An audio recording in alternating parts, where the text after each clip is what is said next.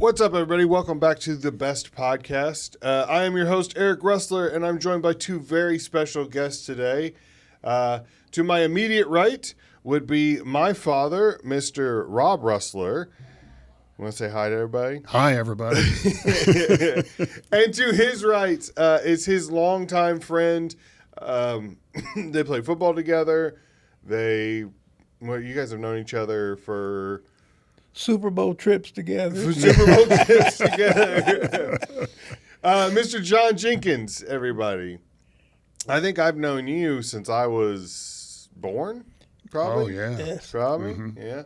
Well, I thought today, so what we would do is, spoiler alert, we are recording this at the end of May, but I thought that this might be a fun Father's Day episode. So I've got a couple questions kind of geared towards dads, and hopefully we can kind of learn some stuff because you two have quite a bit of experience in that department, don't you? We have Sure some. do. A little bit. John, how many kids do you have? I have three. You have three? What are their ages? Actually, they're 5 years apart.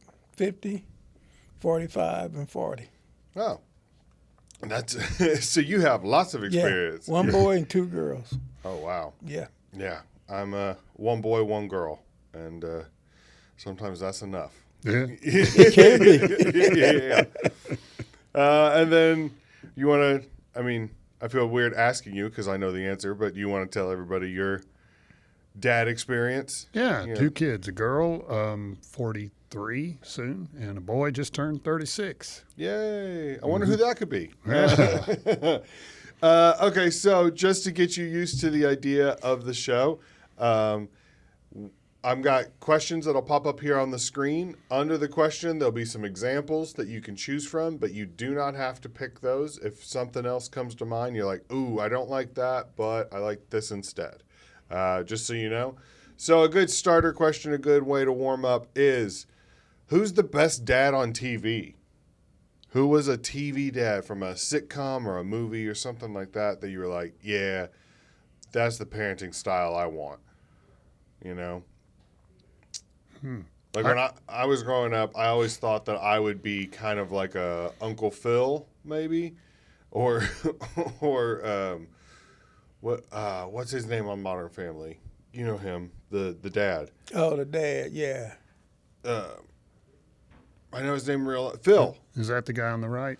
Yeah, so Phil, I always thought that, let's see, where's my mouse? Here it is.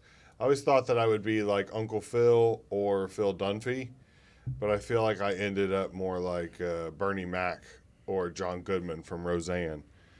Kind of tough love, you know? I like the Bernie Mac guy. Yeah. Yeah. Yeah, you like Because Bernie, he was antagonized. And see, and I definitely believe in humility. Yeah. Okay? That's why I like Uncle Bernie, man. Yeah. Uncle Bernie was something else. You got to give it back. You can't let the kids slide. You know? I like that, yeah. You know. I liked it. There was an episode where one of the kids was like, I'm going to run away. He's like, I'll hold the door open. Yeah. I like that. I don't know. What about you? You got one that comes to mind? Well, it's not going to be popular, but Bill Cosby. I think he was so cool. Absolutely. And I loved him as Greatest a kid. TV dad. Still. Still. Yeah. And, Greatest. I had his albums when you got albums. You know, Yeah. and all the Fat Albert and all that stuff. It was hilarious. And then when he did his show where he was a doctor or whatever, he was cool. But, you know, now nobody likes him because he's got a bad past. Yeah. You know, But in those days, if you're looking at him as the TV dad, pretty top tier. Pretty top tier. He was a He is the doctor. man. He provided for his kids. He loved his wife. He wasn't a jerk. He, you know. Set the example. Yeah. Yeah. Yeah. But yeah, so I agree with that. I think that's a Clive Huxtable, Dr. Clive Huxtable. yeah, I couldn't think of his name. Yeah. What's the best way to describe what a good father is? What would be your definition of a? Oh Lord, this is going. Well, see, for me, never had a father. So I was raised by mother, grandmother, and aunts. But my mom was strong. And so was my grandmother. You go to school in the morning, come home, grandma took care of us, had lunch set out for us. And when mama got home, she took over. But she was always strong, and she laid out the groundwork. She let us make our own choices, but she always taught us right from wrong, you know. And I think she did a good job, you know. Like I say, we kind of broke the mold, you know. All her kids are doing well. My siblings, their kids are doing well, you know. We got college graduates. All mine have graduated. So I think she instilled, to me, what needed to be done, you know, as far as life, to be successful. So I figure her life was successful, raising me and my brothers and sisters, you know, because they moved on and they've done well. Yeah, that's the perfect. Right. I think that's it. Yeah, if you do what you're supposed to, then your kids will. Yeah. Yeah, yeah. I think that's great. What about? Oh, without a doubt, this guy right here. I mean, 4 kidney transplants, worked his fanny off, hard jobs, hard work, but he was at every kid's sporting event. He was a rock in the household. I mean, I admired him from day one. You know, just he was there. He never wavered. I mean, going through kidney transplants and all that and dialysis and still working, still providing for the family. That's a rock star. That's a hero. Although, I got one issue. Okay.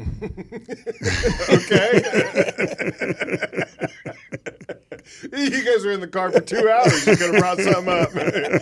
Waited till the camera runs. Like, well, now that we're here. All right. So, for those don't know, John played football in college. He had arms like tree trunks. And so he was always a role model. And so when Eric was growing up, somehow, against my wishes, my wife showed him the movie 7 Brides for 7 Brothers. Oh, man. And I come home, and Eric is telling me he's like 10 years old. Man, I love this movie. And I'm looking at it, and these guys are dancing with these axes and, you know, kind of, I'm like, oh, this is a terrible role model. Terrible. This is not what you want your son watching. And so I called John, and I said, John, you won't believe it. Janet had him watch 7 Brides for 7 Brothers. John goes, I love that movie. Still today, I watch it. Yeah, it's still. TCM is on. I'm watching it. I'm like, no, you're this big football player. You know, you're supposed to role model. Don't rock my boat like that. Sorry to destroy you, buddy.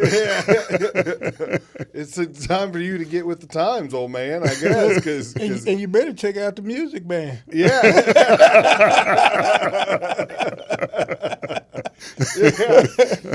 I've had so many conversations. There's so many people that don't know that movie, and then I tell them about it, and then they'll message me. They're like, I watched it. It's pretty good. Yeah, it's pretty excellent. good. There's something there that's because there's some scene where it's like they're dancing and singing, but they're like putting a barn up at the same time. Oh yeah, the and barn then it fight. turns into a fight and stuff. So it was. I thought that was pretty cool as a kid, and then I remember telling you, you were like, "Oh, that's so funny." And speaking of fathers, John is the king of leading the family with fatherisms. So they're Johnnyisms. So give us a few of those that help. I'm just going to give you one. Oh no, we gotta have more. Yeah. We gotta have more. And this is just my thoughts. And like I tell my girls, men and straws. If you go in the club and you got guys walking around having a drink and they're sipping on the straws, keep moving. Ain't no damn man got business walking around with his gin and tonic or whatever, sipping with a damn straw. Get rid of that damn straw. Let it go. But that's just my thoughts. I agree. You know, that's just I me. agree. That's just me. You know. Oh man. Yeah. And two, I don't like riding in convertibles. Oh, If with the hood down. With a guy, that's just me. Had a buddy. He had a car lot. He okay, picked me yeah. up from work one day. I'm like, dude, you got to put that damn convertible top up right now. We not going anywhere with that top down. Yeah. Put I it up. agree. Yeah. Put it up. Nope, we're not doing that. We're not gonna do that. And my girl said, "Dad, you're crazy." I agree You know. 100% with that. Yeah. No, you know. One time we were like teenagers, and I had a dog, and we were driving somewhere, and he just goes, "Rustler, a dog, you don't have a dog unless it brings food or income into the home." Yeah. Where did that come from? Yeah. For me, again, it's true. Yeah. It's true. I think another thing is, speaking about two guys don't ride in a convertible together. If you're with a buddy and you go to drop him off at home, when he gets out of the car, you don't stick around to see if he gets in. You just go. You go. You go. You Yeah. go. Yeah. Don't stay and watch me. Go. This is weird. And my wife would get on to me. School time's coming around. And she's buying the kids clothes. And she says, I got the girls' outfits. And I, got an outfit for girls. I said, boys don't wear outfits, Donna. They wear slacks and a shirt. Men do not wear outfits. It's a pair of slacks, pair of pants, and a shirt. But he ain't wearing outfits. That's just it, Yeah. She's, again, boy, you crazy. Don't tell my son that, Yeah. That we used to. I remember Mom she'd watch football and she'd be like, "Oh, I just like their outfits." Oh, and gosh. we'd be like, "It's not an outfit. It's a uniform." All right, let's see. What's the best advice you think you've given your kids over the years? I told my son the other day, and I thought this was pretty good. He's playing baseball this year, and he got assigned to go be in the outfield for one of the games and was not happy about it. And I told him the only thing that matters in sports is your attitude and your effort. If you go out there and you're giving it your all and you have a good attitude, that's all that matters. Because, it would be nice if he won a couple. We still got to win. Yeah, We still got to win. Yeah. And I'm going to tell you a story here. My son was in Little League. And, I said, Gabe, I said, if they get in the baseline and you round that base, you got to take it. You can't, And my son, he's bigger kid than normal little kid. And, boy, he was round that base and the kid was in the baseline. And he took him out, And after the coach comes up there, well, he kind of hurt the kid and, can he go over and say he's sorry? And I'm like, sorry for what? I was like, if you're going to play the game, you got to teach the game right.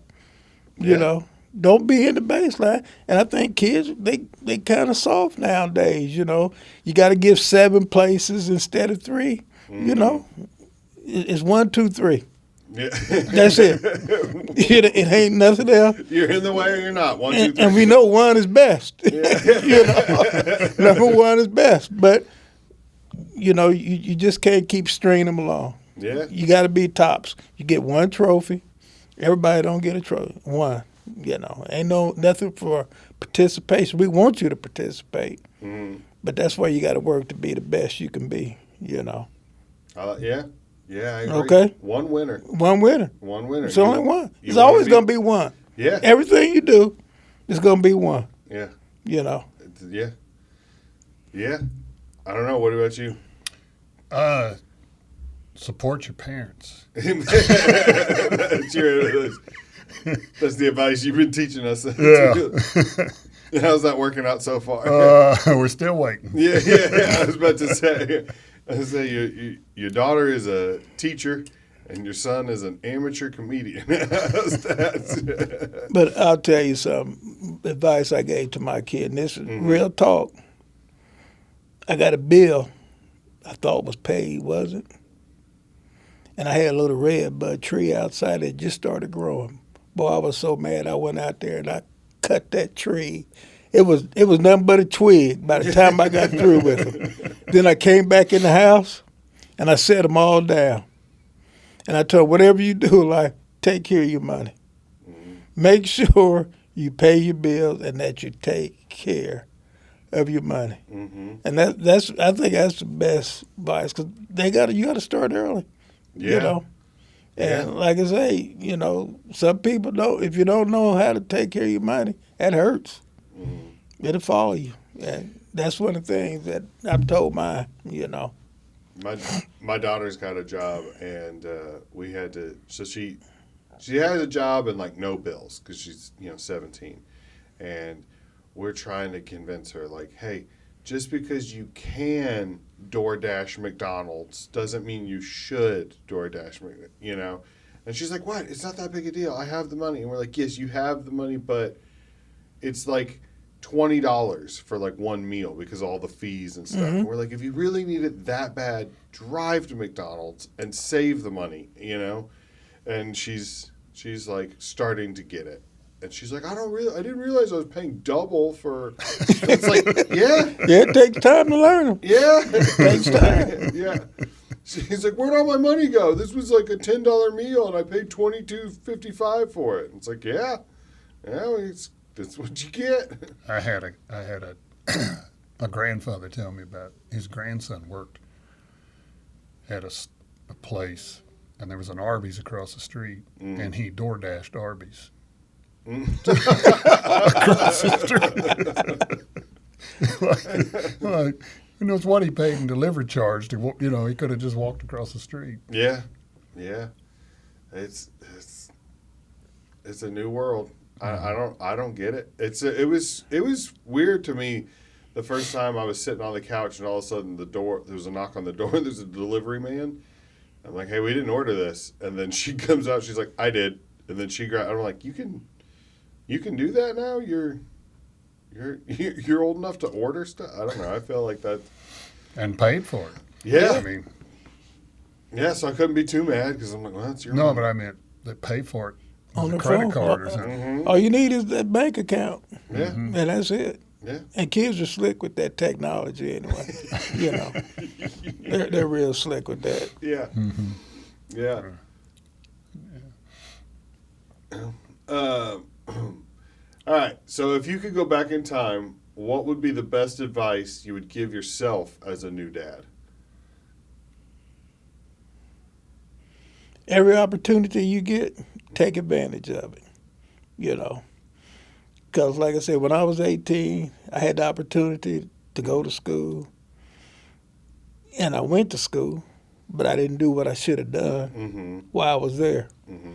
So if you get that opportunity to go, make sure you take full advantage of it, because it's going to make a difference in your life and your kids' life too, So don't leave anything on the table. Take full advantage of it. Yeah. I agree 100%. It's hard for me to look at this because my kids are still relatively young, 17 and 10. And so I don't know what I've screwed up yet, but I'm sure in a few years they'll tell me. But I don't know. I'm just trying to, I don't know. It's every day of a dad, you're like, was this the right call? Or is this going to be something that they're going to bring up later? You never know. Yeah. You just kind of. Yep, You're like, I'm trying to describe to my daughter how, like, as a dad, sometimes she brings around friends and there'll be for whatever reason, I'm just like, nope, not this one. There's something bad there. And so I'll be cautious whenever she's with, certain people. And she doesn't get it. And then later she'll be like, yeah, I don't think they're a very good person. It's like, yeah, I called that. I have a dad sense, But we never did that, and everybody was welcome, and but I had one child, if it wasn't right, she could spend the night at a friend's house, and if she called, we might get a call at 2 in the morning. Mom, Dad, come pick me up. I'm ready to go. Yeah. She could always do that and say, I need to go, and we'd pick her up. But we never told her who her friends, who she couldn't hang around. She always made that decision. So they were pretty good, as far as characters. They did a pretty good job of who their friends were and who they hang around with.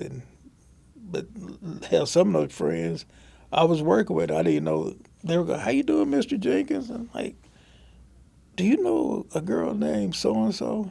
She goes, yeah. She used to come to the house all the time. I'm like, oh, okay. That explains Yeah. Yeah, my son started playing with a couple kids in our neighborhood, and the other day they all three just came walking in the front door, went to the basement to go play. I was like, okay. And then a few minutes later, like a very kind of stressed out looking dad he was like, hey, are my sons here? And I was like, who are your sons? And he showed me a picture. I go, oh, yep, they're in my basement. Yep, with my son. Yeah, sorry. But he was like, they took off, and I didn't know where you guys lived, so I've been driving around the neighborhood for 10 minutes trying to find out. Yeah. I was like, yeah, well, they're here if you want to see them. Yeah. But it can be scary. But that was a long time ago for my kids versus, Yeah. Yeah. I don't know, what would you... Oh, mine? Yeah. Best advice I give myself, don't let your failures be you.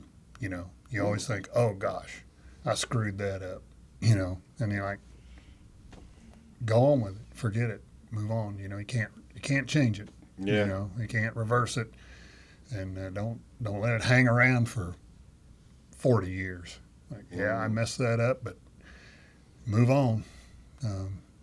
Say you're sorry and try your best. Yeah. Just say, go on to the next thing. Try again tomorrow. Mm-hmm. Yep. That's the... All right, so what's the best marriage or relationship advice you could give people? How long you been married, John? Man, you're going to get me in trouble up here. That's one question you could have gave me so I could do some add and subtraction, man. You're going to get me in trouble for sure.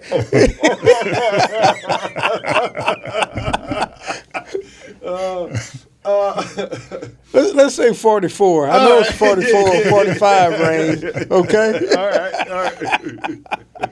Depends. If it's insurance, if it's 6 months past, it's the next year. Yeah. So,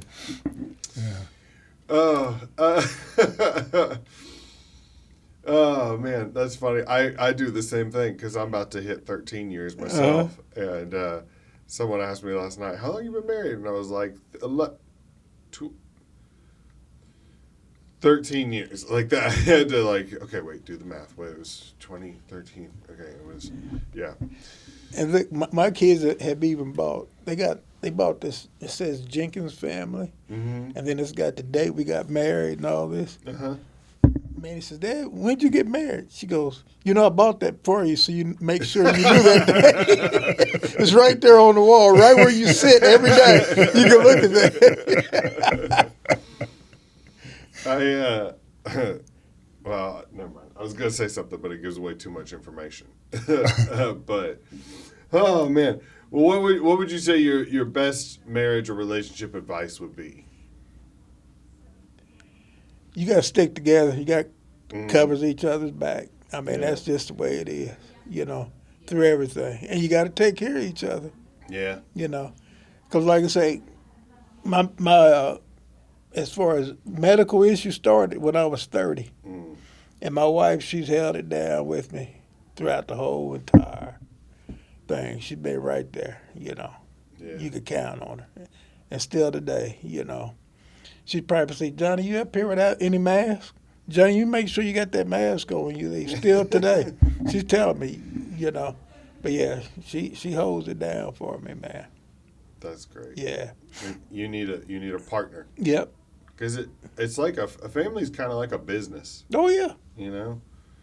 Especially because you earn money, you lose money, you have expenses, you do this. Like, you have to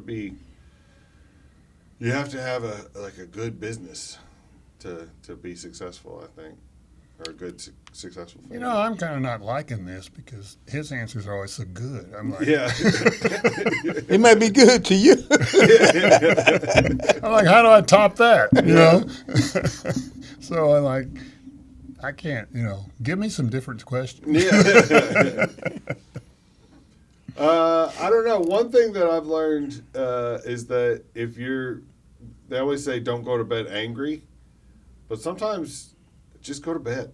You know? It's okay to go to bed angry. Like, you wake up the next morning, you're not as mad, she's not as mad. You're like, hey, sorry. Yeah, I'm sorry. Like that. You just sometimes you don't need to solve everything right away. Like, just put a pin in it, Because some people are like, no, you can't go to bed angry. It's like, what? So you're going to stay up all night arguing? And then you're going to be tired tomorrow and then have a bad day the next day and blah, blah, blah. Like, But no matter what, you got to do what works for you. Mm-hmm. You can't listen what somebody else does. Yes. Y'all got to do what works for y'all. And that's, that's for anybody. Yeah. Okay. Let's see. All right. What's the best family tradition that you have that you hope continues on? I'm going to go first because you always show Yeah. Okay. like a holidays, a meal, and then Yeah. play some stupid game, some goofy game, just gets everybody around the table laughing and doing weird stuff. Just that's fun, because you don't get around each other that much, and when you do, and you can sit down and not just eat a meal and then take off, sit down and some kind of draw something or make something out of Play-Doh or play a game. That's a good tradition I think everybody ought to have. Yeah. I like that. It's always been one of my fun or favorite things about getting together on the holidays. What about you, John? That's what we do. Mm-hmm. Never miss it. My wife and kids, I like barbecue too much. Mm-hmm. But they say, okay, we say we're going to keep it simple. But here you go. It's just going to be hot dogs and hamburgers. The next thing you know, I might call my sisters. And here you go. We got the ribs on. And then, well, it's just going to be a few people. But here we go. Next thing you know, it's everybody. But that's how we do. That's how we like it, Mm-hmm. So it's always good to have food and family. Always. Yeah. Yeah. Always. One thing that we've started doing, and we don't do it that much anymore because gas is so expensive, but we used to go out and we would get coffees, and then we would just go for like long drives and just talk. And that was one of the favorite things that the four of us do together, just because nobody can escape, nobody can go off to a different room to watch something. Like you just we pick music we want to listen to, and we talk and ask questions, and it's like a way for all of us to be together. It's really nice. I got one year, one of John's kids was graduating from high school or college, and you were having a party, and the neighbors were having a party for their kid graduating. So we went to their house first, and they had these little finger sandwiches and, white wine and strawberries and stuff like that. And so we went there for like an hour, and then we left. We went down to John's, and they had ribs and a 7-layer cake his sister had made and slaw and baked beans and pulled pork, and everybody was laughing and having a good time. Like, oh man, this is the way to do it. This is the way to have it. I mean, there's real life right here. You got to celebrate it. Mm-hmm. Mm-hmm. Mm-hmm. And speaking, you said your family likes barbecue. This is going to be recorded, and it's going to go out. Millions of people will see it. Mm-hmm. So Do you have a good barbecue recipe you'd like to give? Yeah, that's Well, that's literally what was next. What's the best meal you can cook? If you had a barbecue sauce recipe, Yeah. what would be the best way to remember it? Get And it write out there. down? There's people in China will see this. Get it out there. My wife loves your sauce so much that she doesn't let the kids use it because she says they waste it. Because she's like, every time they get done, there's like some left on the plate, and she's like, "You get a piece of bread and you soak that up." It's like it's running low. Yeah. see, we might not be able to give that out, but I know where you can get it. Oh, Yeah, it's right here. yeah. That's the problem. We know where you can get it. What you happens know, if you go in a coma or something? you know? Donna she watches me, but right now we know where to get it. You got to come here to Big Day. Donna, call me. All right? Call me. I need it. We need it. She's the official taster. It doesn't stop till she says it's done. She's not as strong as you. I mean, we can tempt her somehow. It's so for everybody listening, it is so good. It is it's not a thick sauce. It is you drizzle it, you can pour drizzle. it. But it's just the right kind of layers of like sweet with a little bit of heat to it. I don't know how to describe it. I had some until very recently. It was in a paste salsa jar. Because you'll give it to him, and then he I guess he takes his share and pours it into whatever container. Depends on how much I like you that day. I know. Too.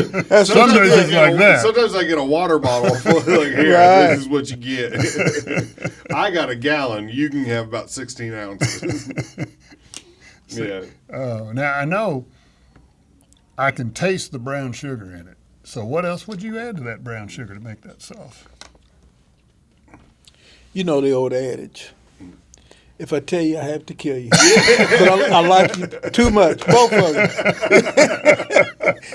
I hold you to high regard. Oh, I thought I could trip you up there. Yeah. I thought I might get you to at least let go of another ingredient. Yeah. It's just slowly over the years. We just get little by little, but we won't know how much. So we'll just pour it all in. One day he was in dialysis, and I went over to see him, and he's sitting there, and I got all these machines hooked up to him. And all of a sudden they started beeping and flashing, and the nurse came running over.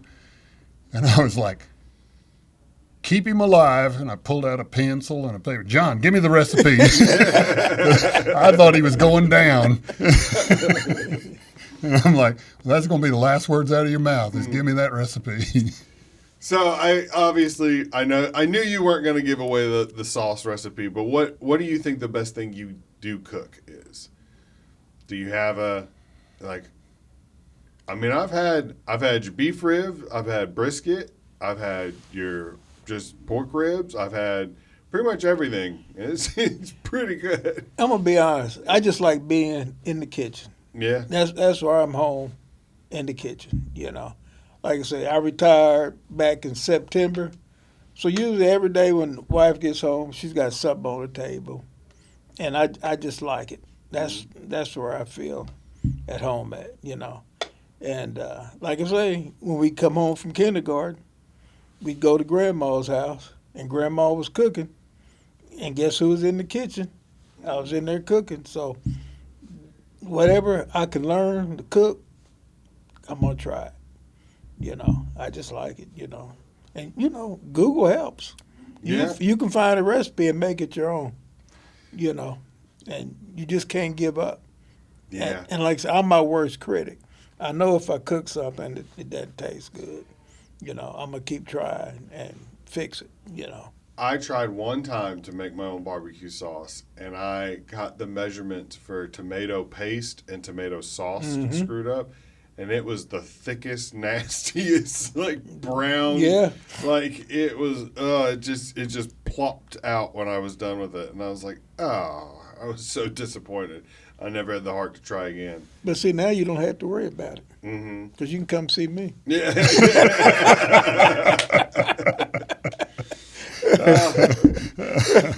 Oh, he's the Iranians. He's controlling the Strait of Hormuz of barbecue sauce. Don't No worry about tankers are that. getting through.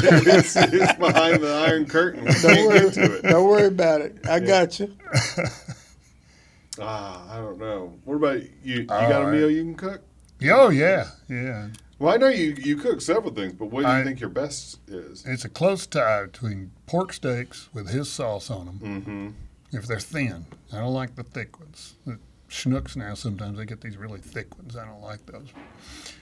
But a close second, right in there, is chicken thighs, grilled chicken thighs. Yeah. Man, if you grill those and put a little sauce on them right when that skin's all crispy and kind of golden brown. Oh man. Thigh's juicy too. Oh, yeah. I don't know why. I don't know why I never messed with thighs more until very recently, and I was like, I don't care that much about chicken breasts anymore. I just want a thigh. No, they're too dry. Yeah, they're too dry. They'll dry out real quick, and then they get stringy or whatever. But the thigh just stays nice. What's you put a marinade on them, don't you? Usually, is it like Thousand Island dressing or something? No, sometimes. I'm thinking of prime rib stuff. That's a different one. That's with like 7-Up or something. Yeah, it's like Italian dressing, little paprika or something. You soak them overnight in a plastic bag, and they come out real golden brown. That's really good too. But just good old barbecue sauce on them right when they're about finished. That's and that skin just peels right off, and oh man, the juice runs down your arms.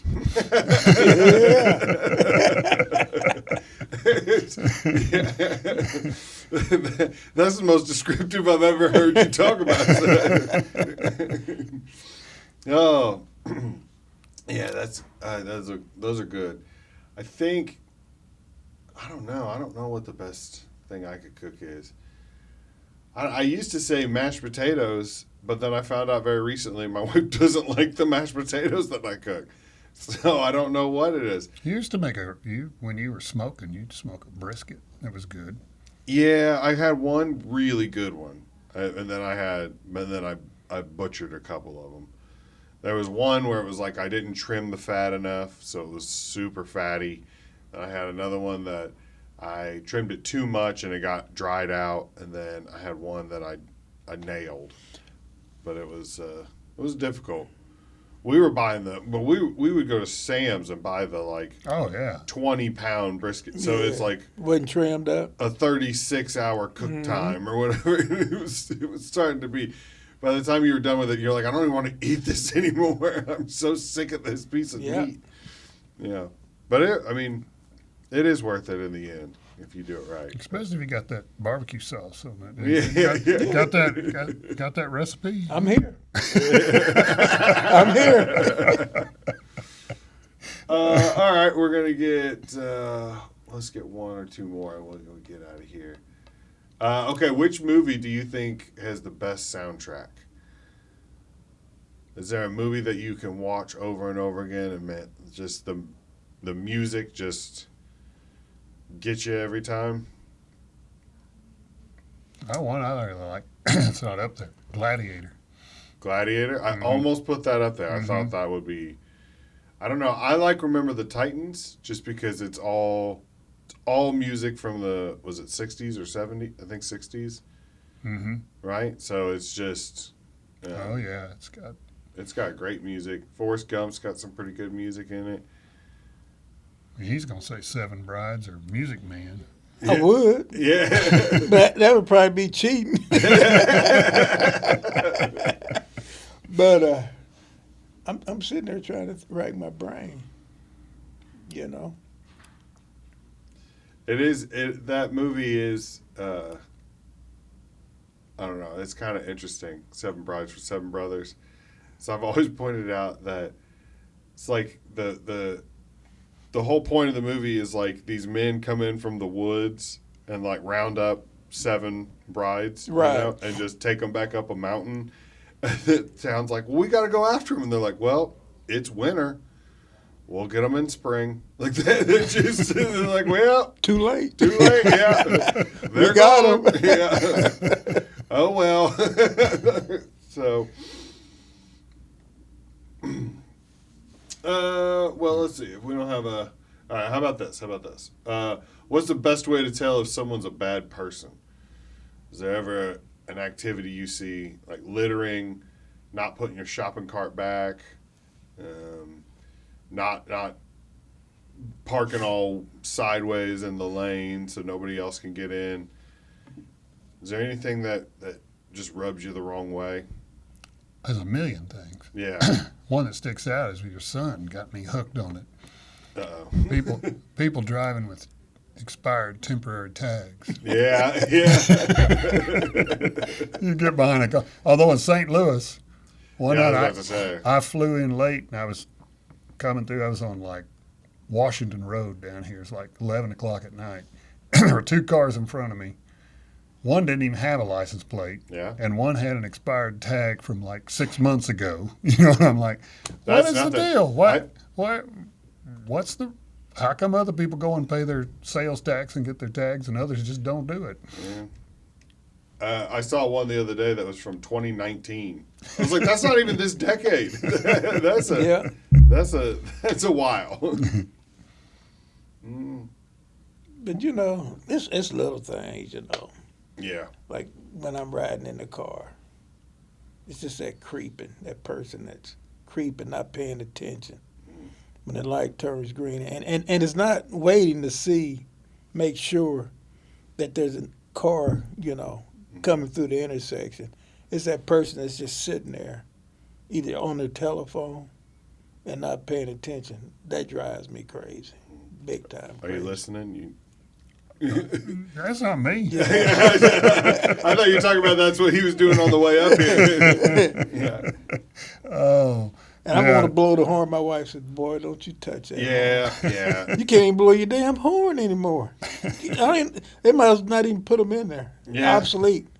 Because you get hurt blowing your damn horn now, you know? You get shot. Yeah. Yeah.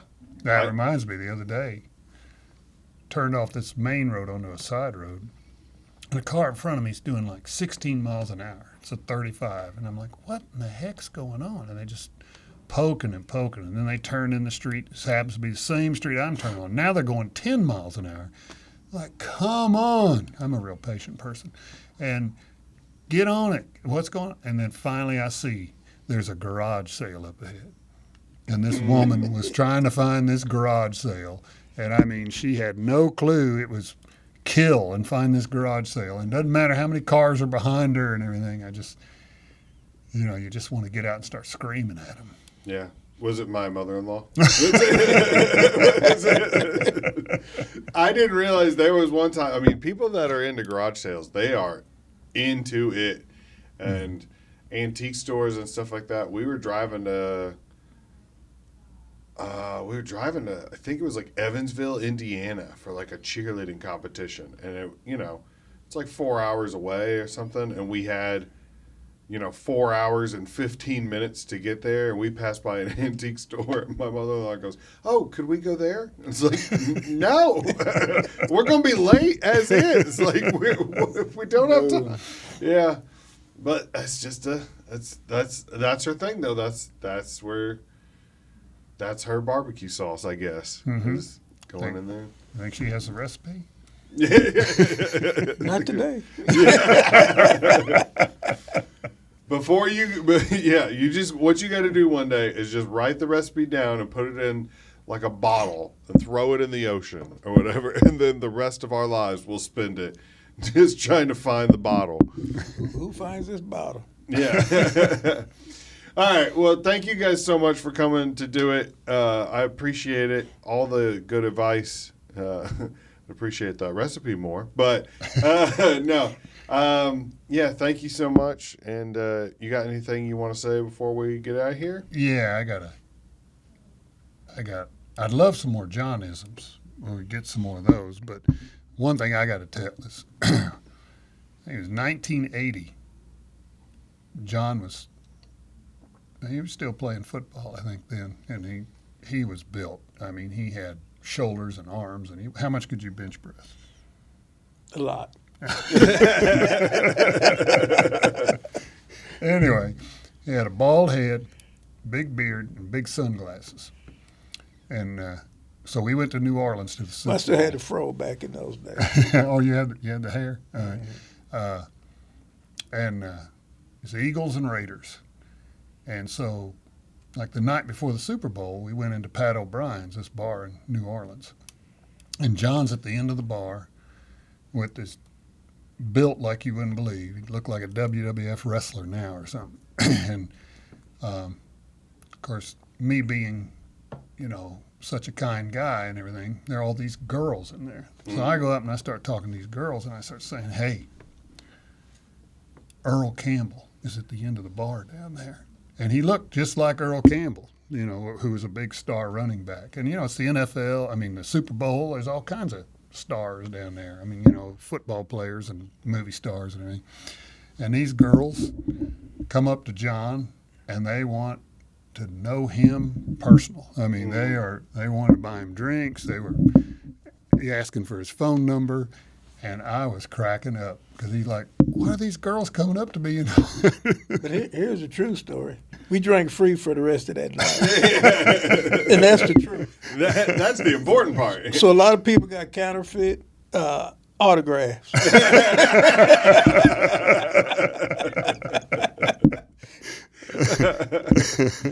A lot of fake Earl Campbell And signatures. he was driving the train right here. I bet. I'm surprised you weren't charging him money. I should have. Hey, I'll get you an autograph, $5. or a Bud Light, whichever one.